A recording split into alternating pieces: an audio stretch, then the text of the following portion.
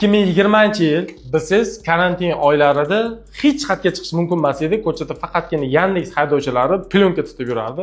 O'sha paytda qo'ng'iroq bo'ldi menga. Okajon, srochniy yetib keling deshdi. U ham rohat tarafda ekandi. Tinchlikmi, nima bo'ldi desam, ertaga uyimizda to'y, lekin hech qaysi konditsionerni ishlata olmayapmiz deyapti. Men hayron qoldim. Ertaga bora qoling desam, "Okay, ertaga to'y tushunmayapsiz" deyapti.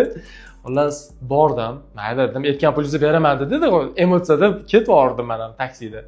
Xullas borsam, bitta ota bola ko'rishyapti, kovlashyapti. Ana indikatorlarda nimadirlar tekshirishyapti. Ustiga bordim. Tekshirib ko'rdim. Rostdan ham bitta konditsioner ishlayapti oshxonadagi. Zal yoqsa ishlamayapti. Tifal yoqyapti, uni buni yoqyapti. Bitta texnikadan oshig'iga o'chib qo'yapti. Hayron bo'ldim. Ko'chadan kabellarni ko'ryapman, hammasi yaxshi, qalin kelyapti. Keyin bittalab, kichkalab ko'rdim, endi timmisklarni. Podvolda qarasam, ulovli joy bor ekan. Ingichka 2 ga 4 kabel qo'yib qo'ygan ekanda. Butun boshli uy, 7 ta konditsioner bor. Zallikini ish bo'lmasa ishlatib bering deyapti-da, qo'shimcha sifatida. Zal nechtalik? 24 talik. Hayotda ishlamaydi-yu bu narsa. Eng qizig'ini aytsam, bu elektrikasini qilgan elektrik o'lib qolgan ekan. Undan keyin bu odam qabul qilgan. Endi bu odam ham shunchaki включатель розеткalarini qo'ygandi.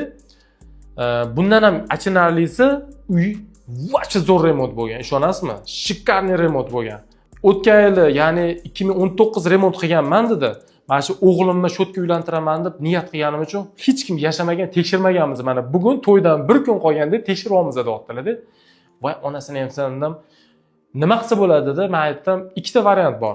Birinchisi, elektr montaji boshqatdan qilib chiqasiz, remontni bizda dedi. Ikkinchisi dedim, har bitta texnika uchun alohida shitdan sim tashlaysiz. Boshqa hech qanaqa variant yo'q, imkoniyat yo'q dedim. Ana odamchi shunchaki unda yerga qarab, xafa bo'lib turibdi-da. To'g'risi, nech pul bo'ldi aka dedi. Pul bermay qoling-da, siz ham achamoqsizmi deyapti-da. Endi to'g'risi o'lgan ustiga tepgan qilib pul ham ola olmayman dedim. Taksi pulini bering bo'ldi dedim. Anaqaga xizmat haqiga kerak emas dedim. Shuning uchun nima qilish kerak?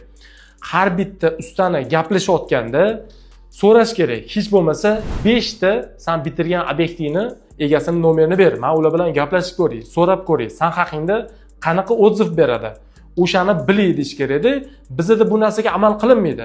Ishlarni ko'ramiz, shitlarni ko'ramiz. Payt kelgan, chiroyli shit yig'ib qo'ygan joyida butun boshli xonadonni simlarini noto'g'ri ulab tashlagan holatlar bo'ladi-da.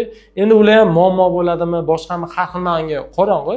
Shunchaki 5 ta odam odzivini eshitmaguncha hech qaysi bir usta bilan dogovor qilmanglar. Bo'lgan voqea sizga ozgina bo'lsa ham ibrat yoki qanaqadir o'ylashga majbur qilgan bo'lsa, iltimos yurishani qizartirib qo'yinglar. Fikringlar bo'lsa, izohlarda yozib qoldiringlar. Yana ham ko'proq ma'lumot olmoqchi bo'lsanglar, albatta bizga obuna bo'linglar.